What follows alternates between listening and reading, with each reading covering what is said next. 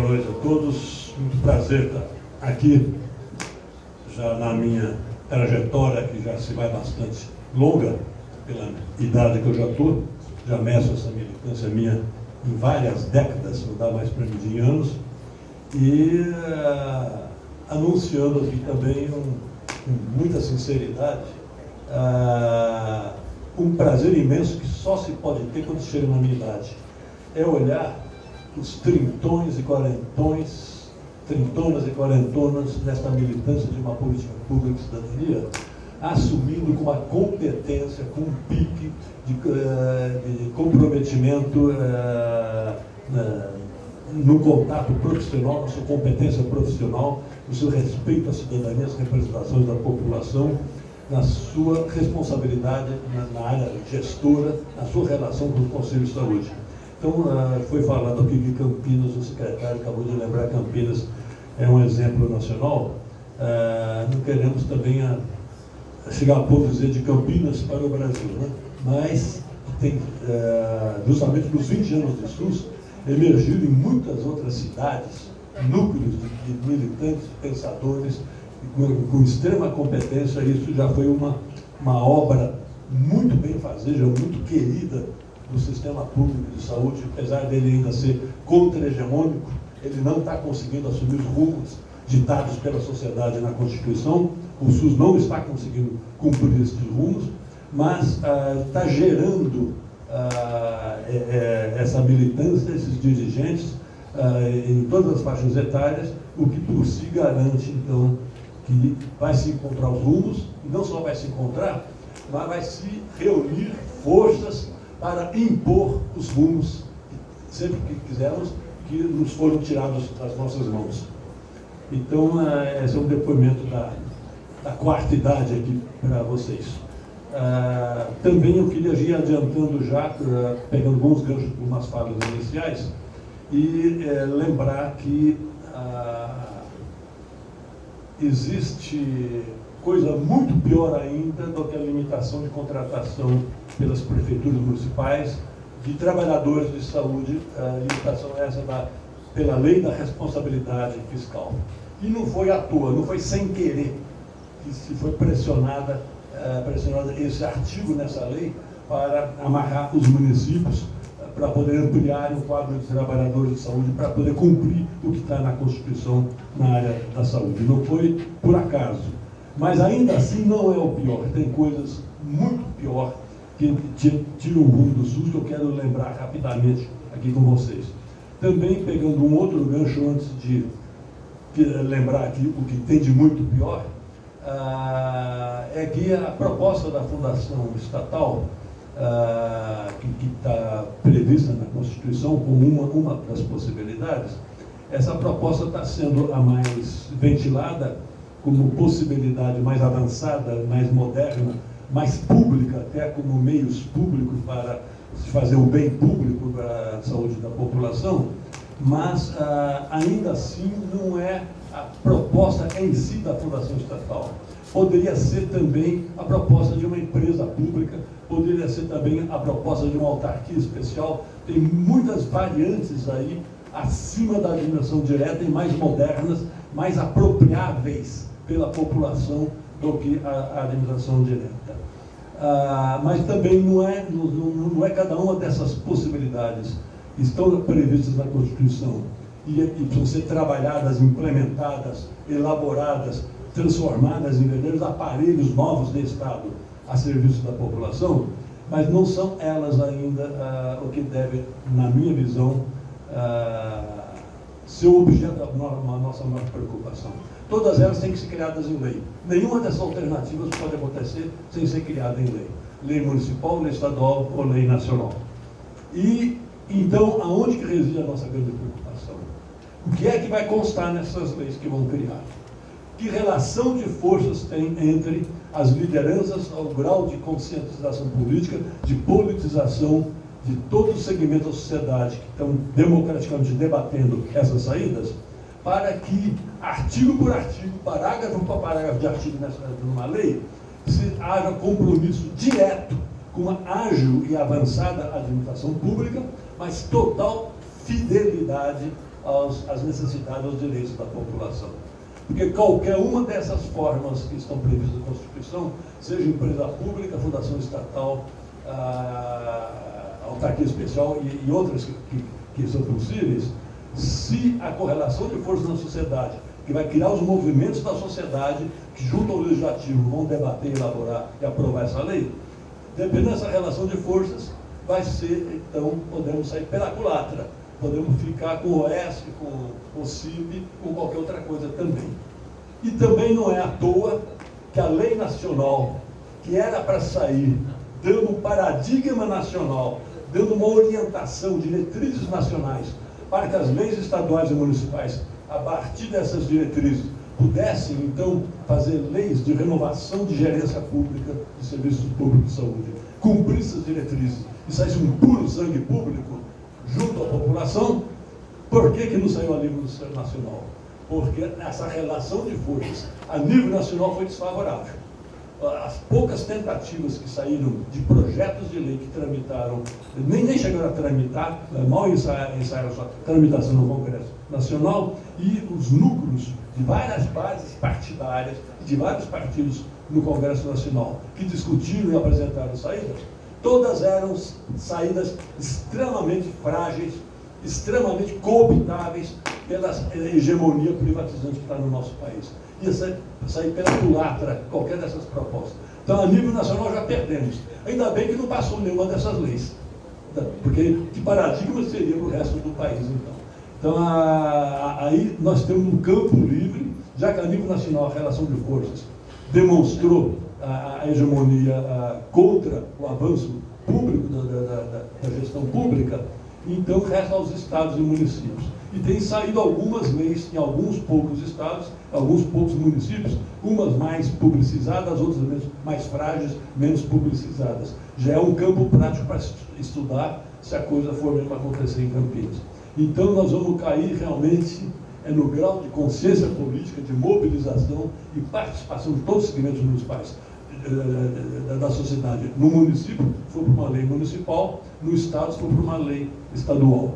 E, historicamente, sabemos que a sociedade consciente, mobilizada e sabendo debater os seus interesses, a primeira esfera de poder, o primeiro poder que se alia à sociedade organizada, mobilizada, é o legislativo. Isso é da história. Não precisamos querer teorizar e lembrar fatos aí. A própria Assembleia Nacional Constituinte foi um exemplo disso. Nós saímos da ditadura. E na saúde, tem uma lei orgânica da saúde, outras leis que saíram sob pressão da sociedade consciente e mobilizada.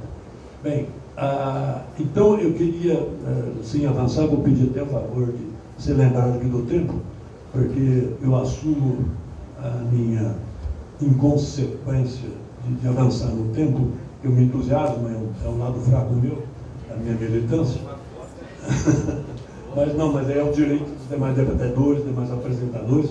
Nós temos companheiros aqui na mesa que vão trazer situações muito ricas e também aqui assistindo. Mas eu vou rapidamente lembrar o que é o muito pior que nós temos.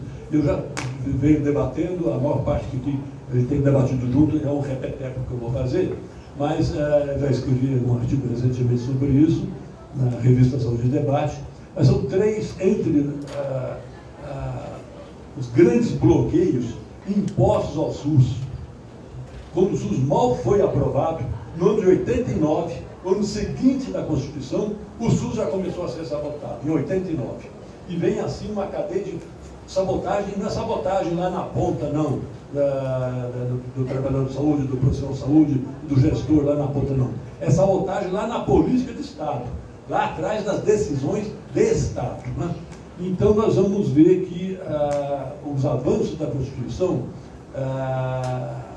que estão no chamado título da ordem social, onde está a saúde, lá no título da ordem social da Constituição, para os que tiverem interesse e curiosidade, vale a pena ser lido, que foi quase uma síntese das melhores políticas sociais nos países europeus mais avançados, na Suécia, na Finlândia, na Inglaterra, no Canadá, que na América é o melhor modelo europeu, e vários outros países.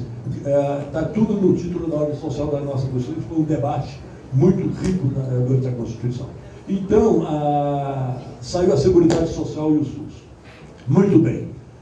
As três grandes pancadas, que não foram pancadas temporárias ou em alguns momentos, três pancadas permanentes que começaram no começo do SUS e vêm até hoje, atravessando todos os governos até hoje, com uma força que só o Estado tem. Um Estado com uma hegemonia muito competente, muito sólida e sabendo o que quer. E impondo a todos os governos que sucedem o desmanche do SUS, que nem começou a acontecer, já começou a ser desmanchado. Então, as três grandes pancadas a primeira é o desfinanciamento, a segunda é um verdadeiro bloqueio no Estado brasileiro para ele passar por uma reforma administrativa e democrática, que era uma bandeira dos anos 80, toda a militância da Assembleia Nacional Constituinte, da redemocratização do país, tinha como bandeira que logo após a Constituição, e por consequência da Constituição, teria que haver um movimento tão grande como aquele que fez a Constituição para fazer a reforma do Estado, sabendo que esse Estado secularmente atrasado, ele não ia dar conta de implantar o que foi aprovado na Constituição. A partir de 89, o Estado foi bloqueado para passar por qualquer tipo de reforma. E a terceira pancada permanente, que vem ano a ano também nesses 20 anos, é um fluxo crescente de recursos federais do Tesouro Nacional para bancar, para subsidiar o crescimento do mercado de saúde através dos planos privados de saúde. Então, essas três grandes pancadas, elas trabalham juntas de uma maneira inteligente, estão interligadas, não estão separadas uma da outra. E eu vou citar pouquíssimos números aqui, não quero fazer disso aqui uma questão de mais um debate acadêmico. Estou muito preocupado de contribuir para a politização consequente desse movimento aqui em Campinas, né?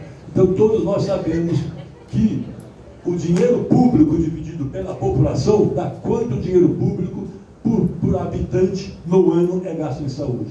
Esse dinheiro público é quase o dobro, é de 20% a 80% a mais em 4 países da América Latina do que no Brasil, que é Uruguai, Chile, Argentina e Costa Rica. Tudo que o per capita ano, que o dinheiro público de saúde, somando dinheiro municipal, estadual e federal, dividido pela população brasileira, nós temos aqui, em dólares padronizados para comparar, 385 dólares público brasileiro ano. E desses 4 países da América Latina, está entre 450 a 800. Então, nós precisaríamos aumentar 20% a 80% o dinheiro público em saúde para nivelar com 4 países da América Latina, e assim mesmo eles estão muito abaixo também do necessário para um bom sistema público de saúde. Esses 385 dólares por habitante ano no Brasil perdem para a média dos países da Europa e Canadá, que essa média está em 2.530 dólares públicos por habitante desses países, para terem bons sistemas públicos. 2.530 nesses países contra 385 no nosso país. E o pior, não há um rumo para vir aumentar. Essa política de Estado é para parar por aí e não poder colocar mais nenhum tanto. A coisa foi tão mal engendrada, foi tão assim satanizada, usando os termos mais rudes um pouco, que no ano de 81, quando nem a ditadura tinha acabado, mas o movimento democrático já crescia no nosso país, a sociedade se mobilizava e na saúde do município já tomava uma dianteira por um novo sistema de saúde, e a previdência social era pressionada pela população para pôr dinheiro na saúde. Em 81, então antes da ditadura acabar, 70% de todos os atendimentos de saúde no Brasil eram bancados pelo setor público. Em 2008, um pouquinho tempo atrás, em 2008, muito tempo depois, com o SUS aprovado e com 20 anos de SUS acontecendo, esses 70% caíram em 60%. Em 2008, somente 60% dos atendimentos de saúde no nosso país são bancados pela área pública. Então, foi contra a correnteza. Conforme aprovamos, um sistema público modelar de respeito às necessidades de direitos de cidadania, foi retraindo o financiamento. Um outro número também importante, para terminar essa questão do desfinanciamento, em 1980, também, bem antes de acabar, 4 anos antes de acabar a ditadura, 75% de todo o dinheiro público para a saúde era de origem federal. 75% era de origem federal em 1980. Agora, em 2011, esses 75% se transformaram em 44%. Em 2011, somente 44% do dinheiro público é de origem federal. E os municípios e estados tiveram que subir de 25% para 56% para poder diminuir o desfinanciamento. Então, esse desinvestimento acarretou que nos 20 anos do SUS, de cara, o SUS não pôde investir em ciência e tecnologia, em equipamentos, em edificações que dessem modernidade e competência técnica para o atendimento público. Ele desinvestiu. Ao desinvestir na área pública, ele foi mais na mão dos contratados privados. Os contratados privados investiram muito mais. Então, nós passamos de investidores para oferecer serviços públicos de qualidade à população, a compradores no mercado daquilo que nós não investimos. A atenção básica, que foi organizada, que foi formulada desde o início, para pegar o rumo de um dia vir a ser o que ela é nos países europeus, no Canadá, do outro lado do mundo, na Nova Zelândia, a atenção básica, que é uma grande rede básica, com qualidade e com competência de resolver problemas, com competência para resolver problemas entre 85% a 90% dos problemas e das necessidades de saúde da população, e uma atenção básica universal. Essa atenção básica também, ela engatinhou e parou de gatinho, não ficou de pé até hoje, e não está programada com recursos e com estratégias de organização do sistema para ela vir a ser aquilo para o qual ela nasceu. É uma atenção básica que, daqui a dia, não consegue ser porta de entrada, não consegue estruturar o sistema e não consegue ampliar sua cobertura e ter qualidade para resolver problemas. A gestão descentralizada, que são um conjunto de secretários municipais, seus assessores, diretores de distrito, de hospitais municipais e centros de saúde, essa gestão descentralizada, tem uma angústia diária que todos sabem, mas que achei importante colocar. O gestor deve num estresse, numa tensão, numa angústia diária. Porque a demanda da população vem para os serviços municipais, que tem que dar conta dessa demanda. Essa demanda tem os casos graves e os urgentes. Não se pode deixar de atender a gravidade e a urgência, e dá até processos de promissão de socorro, é extremamente desumano. Mas a repressão da demanda dos graves e dos urgentes já é grande. Então tem que drenar todos os recursos, a grande maioria dos recursos, para atender os graves e os urgentes. Inclusive, brigar na prefeitura para ter recursos adicionais para complementar os valores da tabela federal para poder ter atendimento da medicina mais especializada. Brigando aqui com uma verdadeira chantagem que certas áreas de especialidades médicas fazem com as prefeituras. Da onde nasce a angústia dos gestores? Da onde nasce essa angústia? Porque ao afunilar os poucos recursos para os graves e para os urgentes, sobra menos recursos ainda para prevenir e para fazer o diagnóstico precoce. Sobra muito menos dinheiro para a atenção básica. Sabendo que mais dinheiro na atenção básica vai evitar que se transforme em graves e urgentes. Então, esse desfinanciamento, ele desarruma o sistema. Ainda assim, o SUS, em 10 anos, que foi nos anos 90, ele pôs para dentro do sistema público a metade da população que estava excluída. Esse é um dado concreto. A descentralização, o pique da gestão descentralizada, com os conselhos municipais de saúde pressionando, fez colocar, mesmo dentro do sistema desarrumado, não cumprindo as diretrizes constitucionais, não tendo condições de cumprir, metade da população que estava fora. Então, a segunda pancada nesses 20 anos também é que eu coloco, é o bloqueio da reforma do Estado.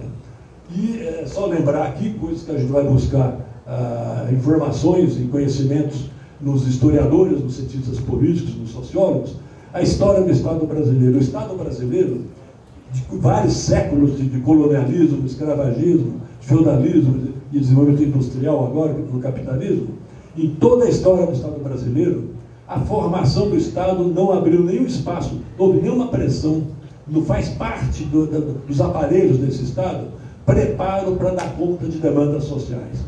Há uma estrutura de aparelho de Estado destinada a ser eficaz e dar conta de resolver problemas dos direitos sociais, de saúde, educação, alimentação, segurança pública, etc. Então o Estado jamais ele foi estruturado para isso.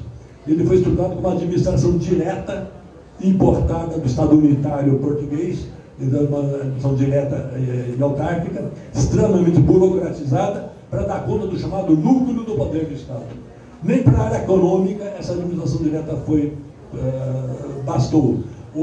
Haver reforma do Estado pressionada, aí sim pelos industriais, pelos grandes empresários, daí criaram as estatais. As estatais foram todas para a área econômica, para o país poder dar conta da área econômica, não vou me deter nisso também. Mas a área social não pôde exercer, não teve força para ser vitoriosa nessa pressão por uma reforma do Estado, como foi a área econômica que ganhou as estatais pelas quais fizeram o país desenvolver. E o cuidado com os direitos da população, historicamente, século atrás de século, ficou então com a filantropia. E a filantropia não tinha recursos para dar conta da totalidade, dar conta de um pedacinho mínimo, mas foi a filantropia, somente baseada em algumas religiões, que criaram as entidades sem fins lucrativos para dar conta, mal e mal, e isso também é um gancho que ficou, é uma dívida que ficou, que depois da Segunda Guerra Mundial, o modelo americano venceu, impôs no Brasil a transformação da nossa filantropia em lucrativos também. Mas que os sem fins lucrativos ficaram e devem ser retomadas, na nossa opinião. E, por final, a terceira pancada, e junto com essas duas primeiras, os 20 anos do SUS sofreram, é a pancada da privatização.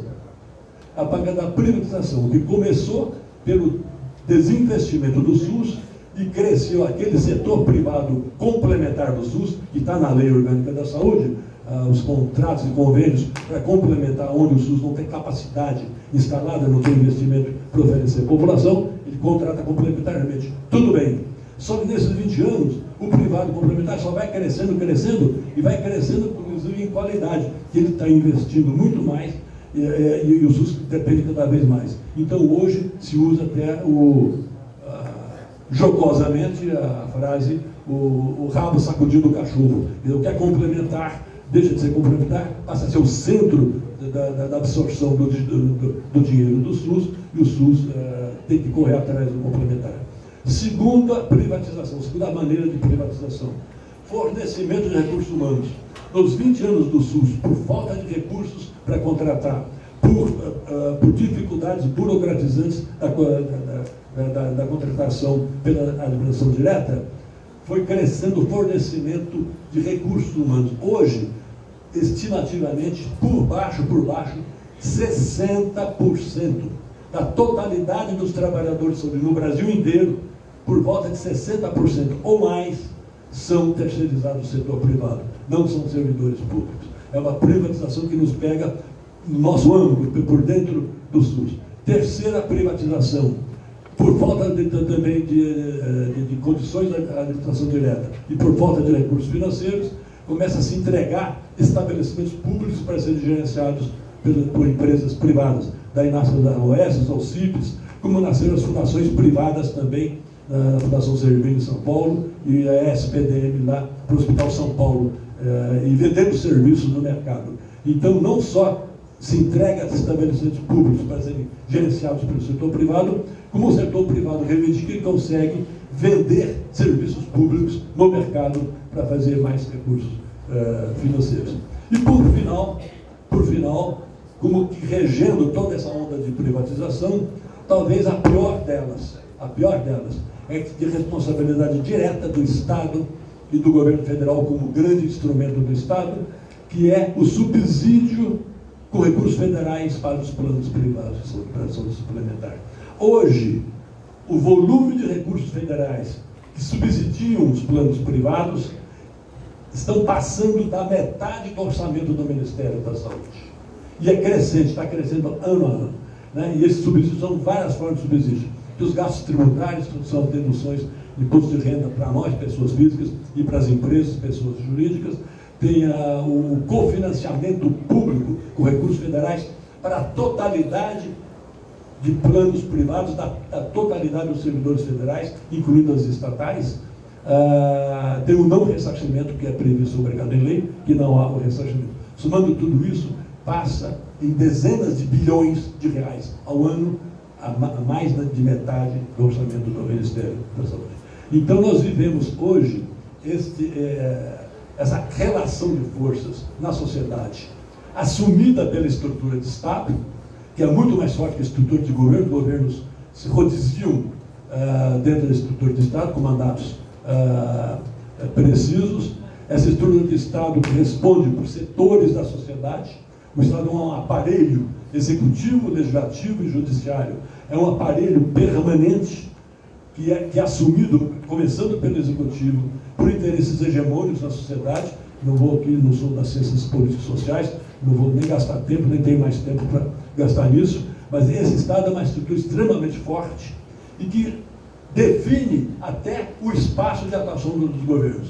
Entra governo, sai governo, o espaço de atuação, de mudanças possíveis ou não possíveis para os governos que entram, é um espaço definido pela política de Estado. Então, esse raciocínio de que é Estado e governo é fundamental para nós hoje. Hoje, por exemplo, o Ministério da Saúde tem a equipe mais homogênea que teve na história do SUS, do 20 anos do SUS, é a equipe mais homogênea a favor do SUS e com experiência de gestão do SUS, é a equipe atual do Ministério da Saúde. E o Ministério da Saúde não consegue fazer uma gestão sensivelmente melhor que as demais. É porque o espaço dado pelo Estado é um espaço extremamente estreito, muito estreito, onde dentro dele dançam os ministros e até os presidentes.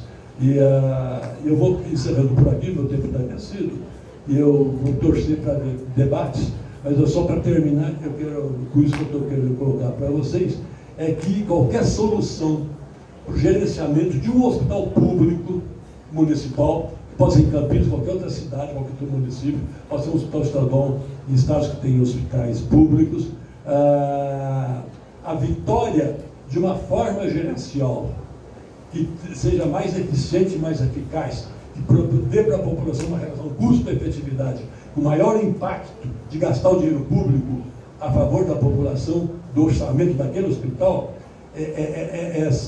achar esta forma gerencial, como eu disse, que vai depender da relação de forças que vai imprimir os artigos e parágrafos daquela lei, soltando a rédea para o compromisso público e prendendo totalmente a rédea sem nem qualquer conciliação, sem qualquer concessão para o mercado entrar por dentro daquele modelo gerencial. Mesmo que haja um sucesso muito grande nisso, naquele hospital, vai restar o resto da rede, da atenção básica toda, dos demais hospitais, dos serviços de diagnóstico e terapia.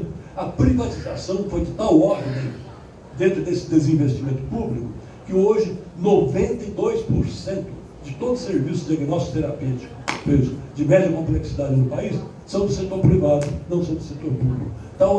Estão na mão deles 100%, totalmente, comprando esse serviço. Então, tudo isso circundando esse hospital onde se pode ter um bom modelo, um novo e bom modelo de gestão, se continuar o desfinanciamento público, a precarização do recurso humano, se continuar a onda da privatização e se continuar o bloqueio à reforma democrática do Estado, esse avanço específico naquele hospital, ele vai ser circundado pela continuidade do apodrecimento das bases nas quais se fincou o SUS. Os alicerces do SUS estão sendo torpedeados por esta política de Estado. Então, este movimento, que eu acho, e aqui especificamente terminando, em relação à municipalização do Ouro Verde, eu acho que tem que sair da administração direta, mas tem que ir para uma forma de administração pública muito mais eficaz e eficiente, mas tem que ser um movimento que tenha o fôlego, que tenha a força, que tenha a politização de muito além em relação ao financiamento, à desprivatização e à reforma do Estado. Se o movimento não atacar todos esses lados ao tentar o possível, mas ele não dedicar a mesma energia, a mesma força, a mesma militância para aquilo que hoje é impossível, que o que é hoje impossível circunda o que pode ser possível, se vai ser se impossível não for torpedeado permanentemente por esse mesmo movimento, aquilo que a vitória do possível, ela vai ser cooptada pela permanência do impossível. Desculpe o trocadilho.